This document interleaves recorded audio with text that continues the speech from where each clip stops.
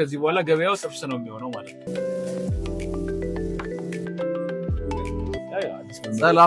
ሰላም ጋይስ ደነሽ ጻት ዲና ማራሽ አማን ነው ወይ ኤዲ ወሳ ዲስ ነው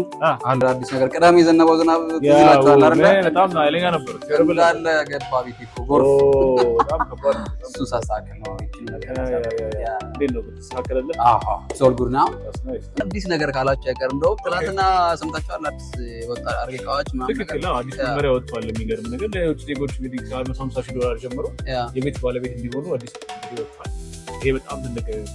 big news how do you think will affect the market ግን በነገራችን ላይ በጣም ትልቁ ነው አፌክት የሚያደርገው ይሄ አንደኛ ነገር እንግዲህ ማንኛውም ግብይት እንግዲህ ሰፕላይ እና ዲማንድ ነው ሰፕላይ ላይ በደንብ ያንሳል ዲማንዱ በደንብ ይጨምራል አሁን ኢንተርናሽናል ማርኬትም እየመጣ እዚህ ከሎካል ኮምፒቲሽን ይጨምራል ትክክል ዋጋው ምርቶቹም ዋጋቸውን ይጨምራሉ እናም ዛሬ ነገ ቤት ልግዛ ብለው ሳይወስኑ ዘግይተው ከሆነ ያንን ውሳኔ ለመወሰን ትክክለኛው ሰዓት አሁን ነው